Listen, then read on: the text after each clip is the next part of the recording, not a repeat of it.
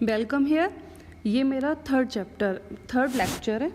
ठीक है, इसमें हम ये पढ़ेंगे कि टाइप्स ऑफ रिएक्शंस। अभी हम जो पढ़ रहे थे केमिकल रिएक्शंस हैं, तो अब हम ये देखेंगे कि उनकी टाइप्स कितने हैं। ठीक है, तो अभी इस चैप्टर में बहुत ही बेसिक है। ठीक है, नंबर 1 है उनमें combination reaction, decomposition reaction, displacement, double displacement and oxidation reduction. ठीक है, कुछ कुछ इनके टर्म्स से ही समझ में आ रहा है। थोड़ा सा इनके टर्म्स के बारे में एक बार डिस्कस करते हैं। कॉम्बिनेशन रिएक्शन, तो कॉम्बिनेशन का मतलब क्या होता है? कंबाइन करना। जैसे कोई दो चीज़ें हैं, उनको कंबाइन करके कुछ एक बन गया। ठीक है, तो ऐसे ही मल्टीपल रिएक्टेंट होंगे, 2 हों 3 हों, और उनको कंबाइन करके एक बन जा रहा है। ठीक है, तो वो क्या है? हमारा कॉम्बिनेशन रिएक्शन, मतलब कंबाइन करके एक रिएक्शन का, एक प्रोडक्ट का फॉर्मेशन होना ड्यूरिंग ए रिएक्शन। ठीक है, वो हो गया कॉम्बिनेशन। उसके बाद हम दूसरे पे बात करते हैं डिकम्पोजिशन। डिकम्पोजिशन का मतलब क्या होता है? किसी चीज़ को डिकम्पोज करना, तोड़ना। मानिए कोई एक रिएक्टेंट है, वो बड़ा है और वो टूट के किन्हीं 2 छोटे प्रोडक्ट में कन्वर्ट हो जाता है, तो ये आपका क्या हो रहा है? डिकम्पोजिशन।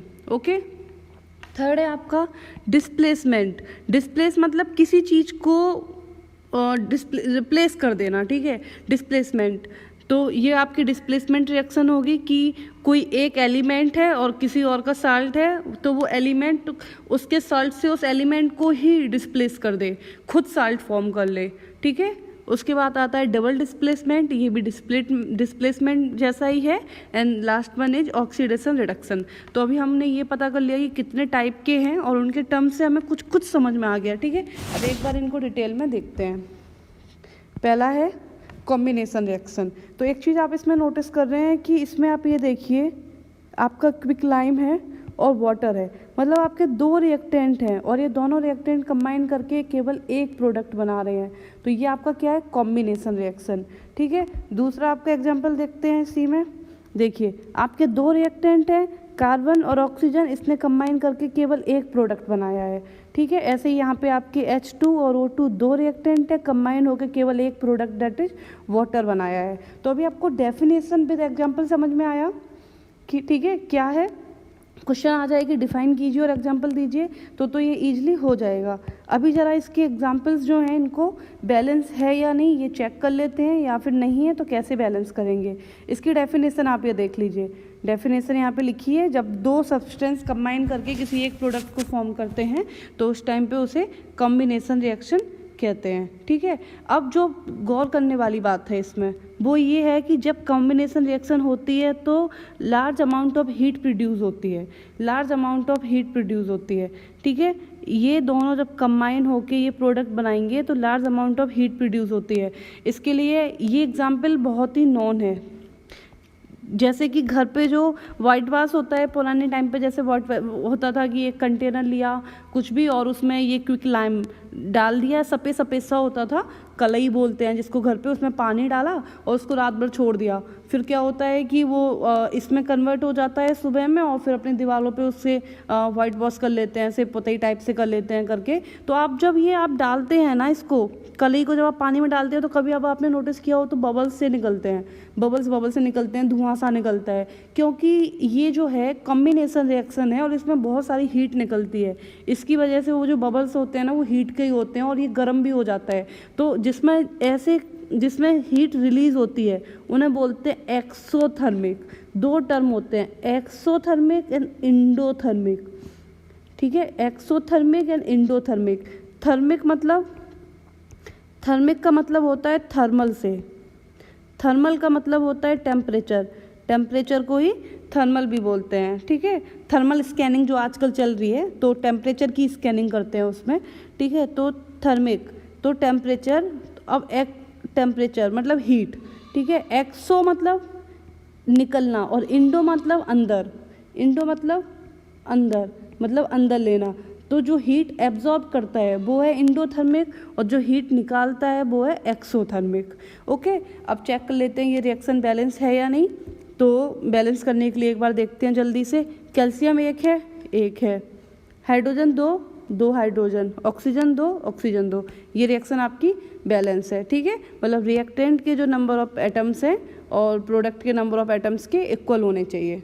ओके, नेक्स्ट आपका जो था ये एक बार आप देख लीजिए, जो स्लेक लाइम है इसके सोल्यूशन को वाइट वॉशिंग में यूज करते हैं। दीवारों की वाइट वॉशिंग में कैल्शियम हाइड्रोक्साइड जो होता है वो क्या करता है, दीवारों पे जो CO2 एयर में होती है उसके साथ रिएक्ट करके एक थिन लेयर बना लेता है कैल्शियम कार्बोनेट की, जो जिससे हमारी दीवारें चमकने लग जाती हैं। जब भी कलई हो जाती है दीवारों पे फिर वो 1-2 दिन बाद और लाइट मारने लग जाते हैं, क्योंकि जो कैल्शियम हाइड्रोक्साइड है जो CaOH का होल ट्वाइस जो अभी बना था ऊपर, CaO से वाटर से रिएक्शन करके जो ये बना था, ये क्या करता है CO2 जो एयर में प्रेजेंस होती है उसके साथ ये कैल्शियम कार्बोनेट बना लेता है। और ये जो है जो पत्थर होते हैं ना उसका भी फॉर्मूला यही होता है। तो उसी की तरह ये क्या करता है, कुछ टाइम के बाद शाइनिंग करने लग जाती है हमारी दीवारें।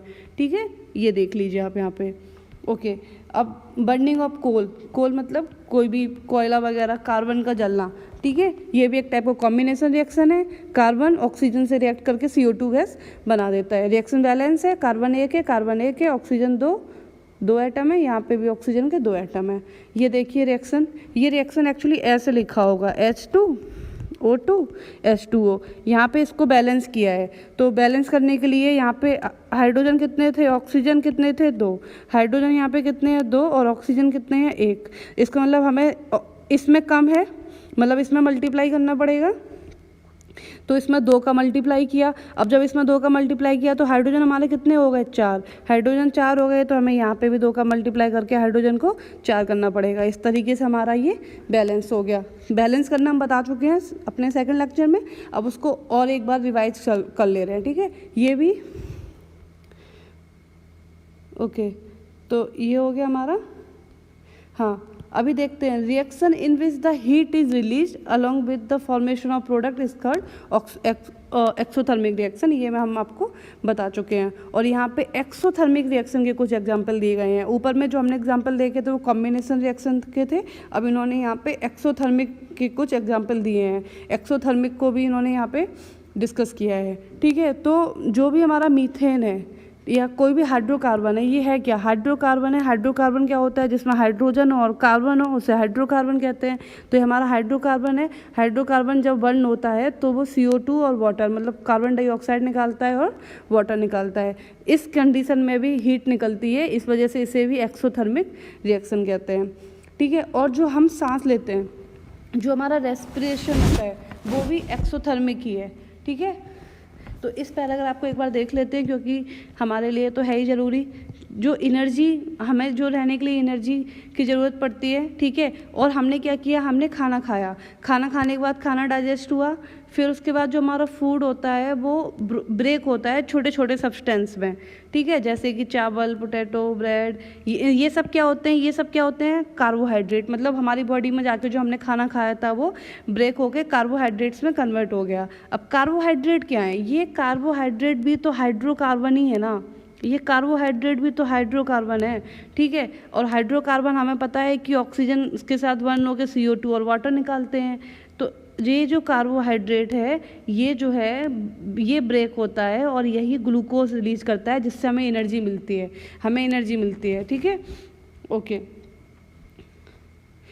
ग्लूकोज प्रोड्यूस करता है। अब ये जो ग्लूकोज है this glucose combines with oxygen, और ये ग्लूकोज जो है वो ऑक्सीजन के साथ कंबाइन करता है हमारी सेल्स में, और फिर उसके बाद एनर्जी प्रोड्यूस करता है।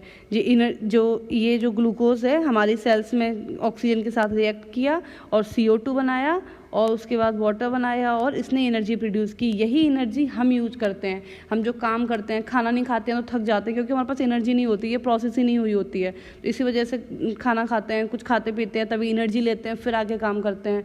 ठीक है, तो और फिर CO2 हम अपना उसको रिलीज कर देते हैं। हमने ऑक्सीजन लिया सांस के थ्रू और ये ग्लूकोज ने उस ऑक्सीजन के साथ कंबाइन किया और CO2 बना दिया, तो ऑक्सीजन हमारा यहाँ यूज हो गया और CO2 हमने फिर से बाहर निकाल दिया, एनर्जी हमने काम करने में यूज ले ली।